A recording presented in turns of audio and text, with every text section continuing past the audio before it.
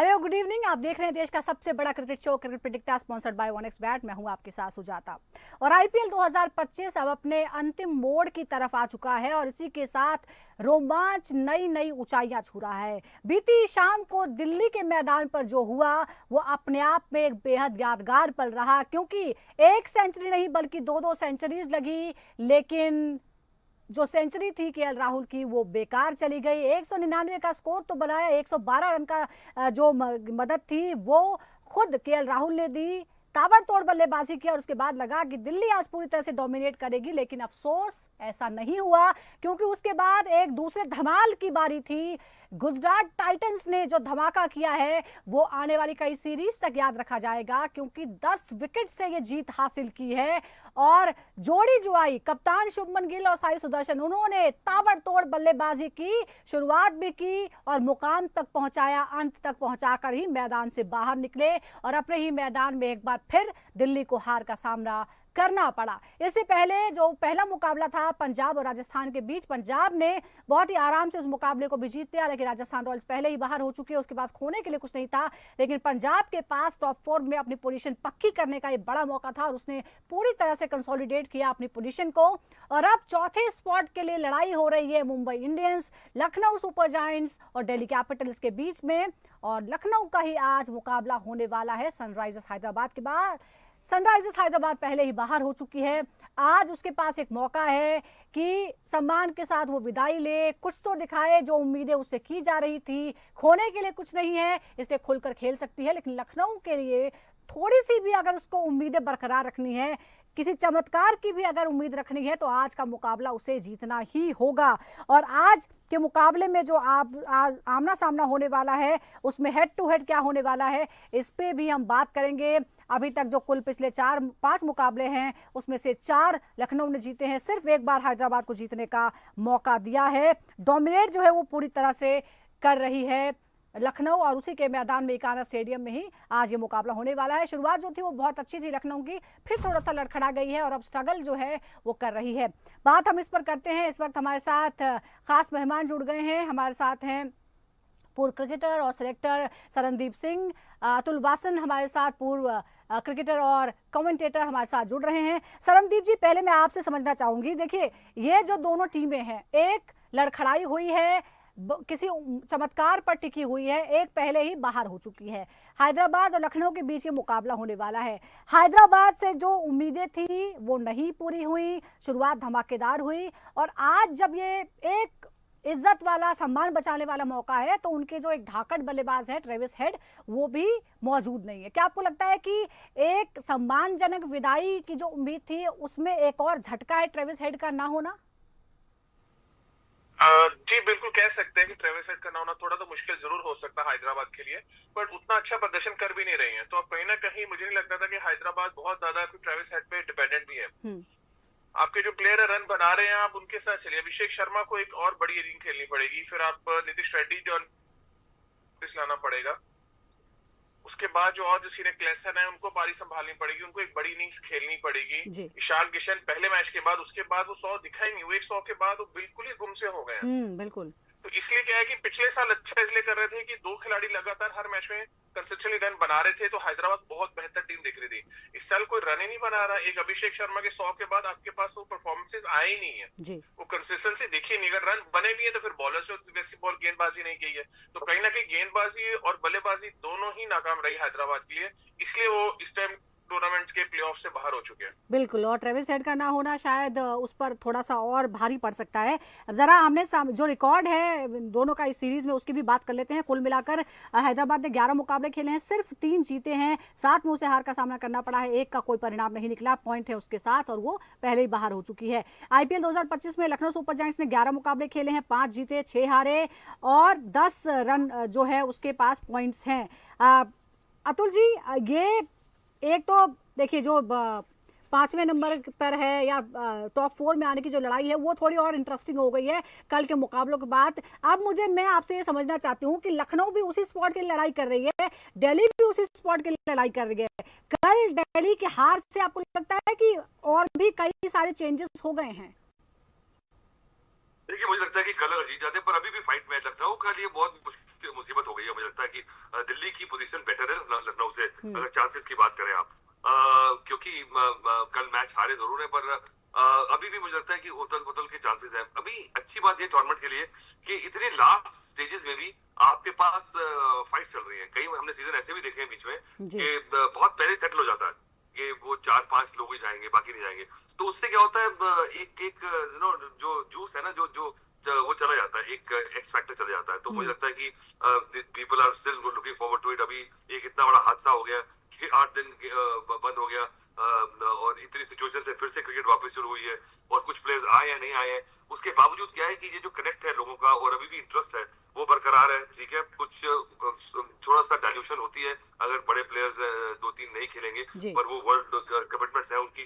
तो पर उसके बाद भी ये ना हो ना कि उसके उसके चलते ये ब्रेक से एकदम से उसका टेम्पो कम नहीं हुआ है, उन प्लेयर्स के ना आने से कोई इंटरेस्ट कम नहीं हुआ है। तो ये बताता है कि बिल्कुल, हमने दिल्ली और गुजरात के मुकाबले में तो ये देखा ही किस तरह से सब के सब जो देसी खिलाड़ी हैं वो खुलकर खेले हैं और इस तरह के रन भी बने हैं। लेकिन अतुल जी, क्या आपको ये भी लगता है कि जब हम पिछले 5 मुकाबलों की बात करते हैं तो 4 में लखनऊ जीती है, सिर्फ एक बार हैदराबाद जीती है। हालांकि एक जो है लड़खड़ाई हुई पोजीशन में है, एक पहले ही आउट हो चुकी है। इस दोनों मुकाबले में आपको क्या लगता है, किसको मानसिक बढ़त है? देखिए, मुझे लगता है सनराइजर हैदराबाद ने अंडर करा है अचीव। मुझे लगता है जिस तरह से शुरुआत की थी वो लग रही थी टीम उनकी, ऐसे लग रहा था कि फाड़ देंगे बॉल को। और सही कहा शरणदीप ने कि एकदम से जो स्टार्ट हुआ ना, उसके बाद ईशान किशन की बात की है, 2-3 प्लेयर्स और हैं कि बिल्कुल छुप से गए। और अभिषेक की बात करने, मतलब 2-3 प्लेयर्स ऐसे हैं जो कि वो मोमेंटम बना के रखे। और यही बात है कि आईपीएल ना एक मैराथन है। आप ये नहीं कि शुरू में स्पीड मार लो तो आपको लंबी रेस है दौड़ना, सांस आपका फूल जाता है, सेकंड में होती नहीं है। तो पेस करना है ना, जो पीछे से स्लोली आए वही लास्ट करता है। आपकी जो पीक है वो तभी आए जब टूर्नामेंट एंड होने वाला हो। आप पहले ही पीक में आ जाए तो ये खतरा है। तो ऐसा मैच का मुझे लगता है कि थोड़ा सा पलटवार बाकी है, क्योंकि अब चलिए कुछ नथिंग टू लूज वाला फैक्टर है ना, तो जो हारा हुआ आदमी होता है वो सबसे खतरनाक होता है। बिल्कुल, और बहुत ही अच्छा उदाहरण आपने दिया है। और ओलंपिक से भी लंबा चलता है आईपीएल, और इसीलिए आपको जो अपनी एनर्जी है वो थोड़ी बचा कर चलनी चाहिए। और बहुत अच्छी बात आपने की कि शुरुआत धीमी कीजिए और बाद में रफ्तार पकड़िए। लेकिन हैदराबाद ने कुछ उल्टा किया, पहले ही दिन जो है वो टॉप गियर में लगा दिया था। एक बार रिकॉर्ड जो है वो फिर बताते हैं हैदराबाद का। जो अगर हम बैटिंग पावर प्ले की बात करें तो 10 पारियों में 503 रन बनाए हैं। लखनऊ ने 11 पारियों में 577 रन बनाए हैं। हैदराबाद ने 10 पारियों में पावर प्ले में स्ट्राइक रेट जो है इसका 139 है, जबकि पावर प्ले में स्ट्राइक रेट जो है लखनऊ का वो 145 है। शरणदीप जी, जो बैटिंग लाइनअप हैदराबाद की है वो देखते हैं, और जब पावर प्ले में उनका स्ट्राइक रेट देखें या रन बनाने की बात देखें तो वो जो है वो मैच नहीं करता है, और लखनऊ जो है वो कहीं ज्यादा आगे उससे नजर आती है। क्या आज के मुकाबले में भी शुरुआती 6 ओवर जो है यानी पावर प्ले जो है वही तय करेगा कि मुकाबला किधर जाएगा? देखिए, जहां तक हैदराबाद की बात हम करते हैं कि उनके जो स्ट्राइक रेट की बात कर रहे हैं वो पिछले सीजन की है जो बहुत बेहतर थी। इस सीजन अगर हम करंट फॉर्म की कर रहे हैं तो किसी के बल्ले पे बॉल भी नहीं लग रहा। उनके पास मुझे नहीं लगता कि कोई क्लैरिटी भी है कि अगले पहले 6 ओवर में हमें किस तरह से बल्लेबाजी करनी है। अब हर तरीके से एक तरह की बल्लेबाजी नहीं कर सकते। अभिषेक शर्मा, ट्रेविस हेड एक तरीके से खेलते हैं, वो खेल सकते हैं, बट ईशान किशन को आगे पारी संभालनी चाहिए, नीतीश रेड्डी को संभालनी चाहिए, अंकित है, आपका क्लेसन है, बहुत बल्लेबाज है जिनको नॉर्मल क्रिकेट खेलना चाहिए। हर कोई जाके अगर पहली गेंद से उड़ाना शुरू कर दे कि हमारा स्ट्राइक रेट जो है वो 200 से नीचे नहीं आ सकता, तो फिर वो रिजल्ट आपके सामने ही है कि आप कितनी जल्दी प्लेऑफ से बाहर भी हो चुके हैं। तो इसमें कहीं ना कहीं जो एडवांटेज है वो लखनऊ को इसलिए जाता है कि अगर आप मिच मार्च को देखें ऊपर से, वो संभाल के पारी खेलते हैं। आयुष बडोनी जो सबसे कंसिस्टेंटली एक डोमेस्टिक प्लेयर, अनकैप प्लेयर, उनके लिए रन बना रहा है, वो एक अच्छी चीज हो रही है उनके लिए, क्योंकि निकलेश पूरन आएगा वो अपनी स्पीड से खेलेगा, लेकिन उसके इर्द गिर्द बाकी गेम चलती रह रही है। तो यहाँ पे अगर हम बल्लेबाजी की बात करें तो कहीं ना कहीं लखनऊ थोड़ा सा ठहराव जरूर है, उनकी बल्लेबाजी में ठहराव है, क्योंकि उनके पास वो बेहतरीन खिलाड़ी हैं जो कि अपनी गेम को कभी स्विच ऑफ कर सकते हैं, जो कि हैदराबाद के पास नहीं है। लेकिन लखनऊ के लिए ऋषभ पंत के रन बनाना बहुत जरूरी है इन लास्ट 3 गेम्स में। बिल्कुल बहुत जरूरी है। एक बार जरा विकेट की भी बात कर देते हैं। जो पावर प्ले में खोए गए विकेट हैं, 10 पारियों में हैदराबाद ने 19 विकेट गंवाए हैं पावर प्ले के दौरान ही, तो 11 पारियों में लखनऊ ने 13 विकेट गंवाए हैं। यहाँ भी जो लखनऊ है थोड़ा सा ज्यादा बेहतर नजर आती है। और अतुल जी, हम इकाना में आज ये मैच हो रहा है और ये जो पिच है वो थोड़ी धीमी है। स्पिनर्स जो है यहाँ पे उनका प्रदर्शन अच्छा है, डोमिनेट करते हैं। क्या एसआरएच के लिए जीशान अंसारी शुरुआती ओवरों में एलएसजी पर दबाव बनाने का काम करेंगे? क्योंकि ये भी माना जा रहा है कि जीशान अंसारी का सही समय पर इस्तेमाल नहीं किया गया, इसी वजह से बॉलिंग कमजोर नजर आती है एसआरएच की। अभी जिशान अंसारी के बारे में ऐसा आप बना दिया, मुझे लगा डेल स्टेन की बातें कर रहे हैं, मुझे लगा ऐसा कुछ नहीं। आज जो बड़े बड़े खिलाड़ियों मार खा जाते हैं, इतना हुआ क्या। प्लान तो सभी करते हैं, पर अब देखिए दोनों ये जो टीमें हैं ये सबसे एक्सपेंसिव रही है। इनके पावर प्लेस देखें, एटलीस्ट 10 या 11 रन की एवरेज से उन्होंने मार खाया। दिखाना में हालांकि बड़ा स्कोर बनता है, थोड़ी बड़ी बाउंड्री है, एक ही बार 200 बना है। पर जो शरणदीप कह रहे थे ना, मेरे को लगता है कि ऋषभ पंत एक ऐसा मुझे लग रहा है कि देखिए मैं तो सीधी बात करता हूँ कि ऋषभ पंत के ऊपर ना एकदम से एक डाउट क्रिएट कर दिया उस लड़के के माइंड में। जिस तरह से उसका जो था ना कॉन्फिडेंस लेवल, वो गौतम गंभीर ने चैंपियंस ट्रॉफी में उसको मार्जिनलाइज करके सत्यानाश मार दिया प्लेयर का। क्योंकि अब वो थोड़ा सा हिचकिचा के खेल रहा है। एक तो प्रेशर है उसके कप्तानी का, टीम बदली है, पैसे मिल रहे हैं, ऊपर से क्या हुआ जो उसका था ना, जो स्वैग था, जो उसकी बॉडी लैंग्वेज थी, वो चैंपियंस ट्रॉफी में वो तभी प्लेयर आपको डिलीवर करके देगा जब उसको लगेगा मैं टीम का किंग हूँ। वो फीलिंग उससे छीन ली गौतम गंभीर ने और उस प्लेयर को उसने नीचे कर दिया। अब भाई बिकॉज मेरा खास मैं प्यार करता हूँ उस लड़के से और मुझे पता है कि उसका माइंड कैसे टिक करता है बचपन से। तो मुझे लगता है उसका इम्पैक्ट जो है वो आईपीएल में है। सबसे लोएस्ट स्ट्राइक रेट है जिस इस पूरे आईपीएल में। मैं एक आंकड़ा देख रहा हूँ कि जिस भी बैट्समैन ने 100 बॉलें खेली है उसमें सबसे slowest strike rate Rishabh Pant का। आप सोच सकते हैं कभी एक कोच ने अपने डॉगमा से, अपने जो था अपनी एक प्रोसेस से, स्टडी से उसको सोचा नहीं कि मैं एक प्लेयर को उसका क्या, क्योंकि देखिए कोचिंग नहीं होती इस लेवल पे। मैं क्रिटिसाइज कर रहा हूँ सभी कोचेस की बात कर रहा हूँ। At this level it is mentorship, it is has to be a psychologist. आप देखो कि क्या लड़का किस तरह से टिक करता है। उस लड़के को आपने किंग से आपने उसको नीचे ले आया उसको। एब्सोल्युटली, पूछे इस बारे में। बिल्कुल बिल्कुल शरणदीप जी, हम भी पहले भी ये बात कर चुके हैं और आप मानते हैं इस बात को कि एक मेंटल वो इतना दबाव में है कि शायद वो उसी वजह से परफॉर्म भी नहीं कर पाए। नहीं बिल्कुल, देखिए दूसरी तरफ अगर हम बात करें श्रेयस अय्यर को, अब खेलते देखिए वो चैंपियंस ट्रॉफी में खेलता है, उसने रन बनाए, वही चैंपियन की तरह खेल रहा है। ऋषभ पंत को यही नहीं पता कि बैटिंग ऑर्डर कहाँ जाना है। बहुत बार हमने शो में बोला कि ओपन करनी चाहिए, ऊपर आके मारे, क्योंकि नंबर 4 पे जितने ओवर आते हैं फिर उसका गेम फंस जाता है। भाई आप जैसा खिलाड़ी है वो एक्सप्लोर कर सकता है कि उसके पास सारी ग्रिपिंग शॉट्स है और ऐसा नहीं कि फास्ट, और सबसे बेहतरीन फास्ट बॉलर को वही खेल रहा है। अगर आपकी टीम स्ट्रगल कर रही है तो राइटी लेफ्टी का कॉम्बिनेशन से ऋषभ पंत को खुद को ऊपर आना चाहिए। अब क्या हो रहा है, वो नंबर 5 या 6 पे दिख रहा है क्योंकि हम आयुष बुडनी को ज्यादा नीचे नहीं कर सकते। उसके चक्कर में डेविड मिलर नंबर 7 पे आ रहा है। तो आपकी टीम की इतनी पावरफुल बैटिंग लाइनअप होने के बाद आप क्यों स्ट्रगल करते आ रहे हैं? तो शरणदीप जी, क्या कप्तान की कोई भूमिका नहीं है इसमें? कप्तान, वो कप्तान है क्या, वो डिसाइड नहीं कर सकते वो किस नंबर पे खेलेंगे? नहीं, अगर रन नहीं बन रहे तो क्या डिसाइड करे? वो दूसरों को नीचे नहीं कर सकता ना, टीम भी तो पहले रखनी ना। तो यहाँ ऋषभ पंत टीम को पहले रख रहा है, ये उस लड़के की खासियत है। वो हमेशा टीम मैन है। अगर अपने लिए रन बनाने हो तो बड़े आराम से 40 बॉल में 50 हर मैच में बना सकता है, उसमें कोई उसको रोक नहीं सकता कि आपने नहीं करा। लेकिन वो टीम के लिए खेलता है, इससे क्या होता है, ऐसे प्लेयर फिर आउट भी हो जाते हैं।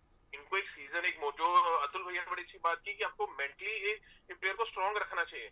अगर उसका मेंटली वहां पे नहीं है, वो ज़हनी तौर पे वहां पे है ही नहीं, उसे पता ही नहीं मुझे जाके करना क्या है, सिर्फ टॉस करके मैं खड़ा हूँ, तो फिर चीजें बहुत मुश्किल है और प्रेशर बनता है कि 27 करोड़ का प्लेयर है, ऐसे शांत नहीं जा सकता वो लड़का। और वो भी और मैं इस बारे में कहना चाहूंगा, देखिए क्या हो रहा है कि एक तो हम तो शरणदीप और मैं जो बात कर रहे हैं, क्योंकि मैं उस लड़के को इंडियन पर्सपेक्टिव से देख रहा हूँ, मैं सिर्फ आईपीएल से नहीं देख रहा हूँ। पर अगर मैं उसको रिलेट करूँ कि जो उसके साथ घटा है, जिस तरह से उसकी टाइमलाइन हुई है और जो उसके साथ आया वापस, एक तो क्या हुआ वहां से थोड़ा सा डिफ्लेट होके आया क्योंकि वो टीम का ऐसा था कि उसके बिना टीम चल नहीं सकती और उसको बना दिया आपने बेंच बॉय। एक तो वो डिफ्लेट हो गया। उसके बाद आईपीएल में सबसे एक्सपेंसिव प्लेयर, टीम नहीं, और वो भी ओनर ऐसा जो कि किचन में खड़ा होकर ऊपर से सास जैसे दिखती है ना, बहू खाना बना रही है तो बहू से खाना भी नहीं बनता, ऐसा ओनर मिल गया उसे। तो उसके बेचारे को रन नहीं बने और शरणदीप कह रहा है बैटिंग ऑर्डर नीचे नीचे। तो I think is not a very good place right time. तो आई थिंक थोड़ा क्योंकि मैच्योर उसकी काउंसलिंग उसका जो कोर ग्रुप है, मैं चाहता हूँ कि because this player we can not lose at this stage और उसको ढंग से हैंडल ना करके। उम्मीद करते हैं कि इंग्लैंड में दिखेंगे हमें वो ऋषभ पंत सर। मैं तो देख रहा हूँ कि शायद अगर कहीं कप्तानी की बात चली टेस्ट मैचेस में तो ऋषभ पंत आज से स्ट्रॉन्ग कंटेंडर मुझे नहीं दिख रहा, क्योंकि वो ऐसे खिलाड़ी जिनकी टेस्ट मैच में तो जगह पक्की है। व्हाइट बॉल क्रिकेट कह सकते हैं कि जगह नहीं है, बट टेस्ट मैचेस में तो होना चाहिए। और ऋषभ पंत अगर नहीं होगा तो फिर तो और मुश्किल आपके लिए आ जाएगी। He is a match winner for you. England में उन्होंने 100 बना रखे हैं हर जगह, जहां भी ऑस्ट्रेलिया में 2018 में जीते, 2021 में देखो ऋषभ पंत की वजह से तो जीते हम। तो ऐसा खिलाड़ी आपके बाहर रह ही नहीं सकता। और ऑस्ट्रेलिया में भी ऐसा नहीं कि बिल्कुल खराब रन बनाए उसने, बट जो उसका तरीका खेलने का, आपको उसको सिर्फ मोटिवेट करना है। वो एकदम उसका ना माइंड क्लियर रहना चाहिए अंदर खेलने से पहले कि हाँ भी वो क्लैरिटी उसके पास होनी चाहिए। बिल्कुल, अगर लेकिन डाउट्स होंगे तो फिर परफॉर्मेंस भी डाउटफुल होगा। बिल्कुल, और ऋषभ पंत की जगह भरने का काम निकोलस पूरन ने किया है और पूरी सीरीज में 410 रन वो बना चुके हैं। अतुल जी, आपको लगता है कि आज जब अपना घरेलू मैदान है और ये बहुत ही क्रूशियल मौका है, तो आज लखनऊ के जितने भी प्लेयर्स हैं, चाहे वो निकोलस पूरन हो या फिर ऋषभ पंत हो, वो पूरा जोर लगाएंगे और निकोलस पूरन की जो भूमिका होगी बहुत अहम होने वाली है आज के मुकाबले में, उनके फॉर्म को देखते हुए? जैसे भूमिका तो देखिए, आपने परफॉर्म किया, बड़े प्लेयर है तो आपको पता है रोल क्या है, पर मुझे लगता है ये जो फॉरेन प्लेयर्स है ना, इनका ना जो स्किन इन द गेम है वो कम है, क्योंकि अपने पैसे मिल गए, करे ना करे रेपुटेशन पे इनको मिलते रहेंगे।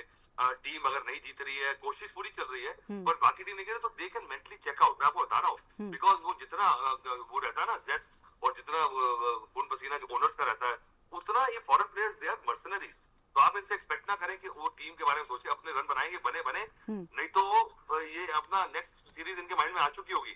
अगर ये उनको लग रहा है कि आगे नहीं जा रहे, तो they are just coming and doing the job and money in the bank.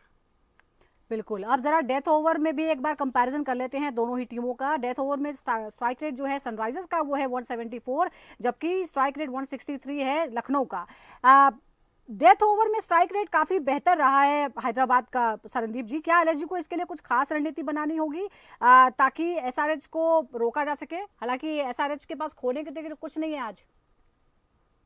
देखिए, एसआरएच के लिए आपको मुझे नहीं लगता कोई ऐसी खास रणनीति बनानी चाहिए। जो आपके तेज गेंदबाज हैं, आपको उसको सही समय पे इस्तेमाल करना चाहिए, और उससे भी जरूरी है कि आपके स्पिनर्स वो आपके लिए विकेट लें, क्योंकि रवि बिश्नोई का सीजन बहुत ही हल्का जा रहा है। नहीं, इसलिए देखिए ये स्ट्रगल करते हमें दिख रहे हैं। हालांकि दिग्वेश राठी उससे ज्यादा बेहतर दिख रहे हैं। ऋषभ पंत ज्यादा भरोसा दिग्वेश राठी में दिखा रहे हैं, ना कि रवि बिश्नोई में दिखा रहे हैं। तो इसलिए लास्ट में आगे कभी कभी प्रिंस यादव अच्छी गेंदबाजी करते हैं, कभी फिर उनको भी मार पड़ जाती है, फिर आपका विकल्प किसी और की तरफ दूसरे से जाता है। आवेश खान आपके लिए कितना अच्छा करते हैं वो दो देखने की चीज है कि कंसिस्टेंसी नहीं है अभी भी उनके पास। शार्दुल ठाकुर शुरू में खेले, फिर वो भी बाहर बैठना शुरू हो गए। तो बहुत सारी चेंजेस हुई हैं गेंदबाजी के अंदर। श्योरिटी किसमें कि ये भी नहीं पता कि आज की गेम में कौन सा बॉलिंग अटैक आपके लिए खेलेगा। राइट, तो इसलिए कहीं ना कहीं मुश्किलें एलएसजी के लिए गेंदबाजी में है। वो अपनी बैटिंग के ऊपर खेल रही है, उसी के ऊपर उनको बैट करना पड़ेगा। बिल्कुल, बैटिंग जो है वहाँ इंपॉर्टेंट है। बैटिंग की बात हो रही है तो जरा यहाँ रिकॉर्ड भी बता देते हैं जो मैच खेले गए हैं। 19 मैच जो इकाना में हुए हैं उसमें पहले बल्लेबाजी करने वाली टीम 8 बार और दूसरी बार बल्लेबाजी करने वाली टीम जो है 10 बार जीती है। अतुल जी, यहाँ हमने देखा है कंपैरेटिवली चेस करना जो है वो इकाना स्टेडियम में थोड़ा सा ईजी है। आपके हिसाब से एसआरएच वर्सेज लखनऊ में कौन चेस करने में बेहतर है उस दबाव के बाद?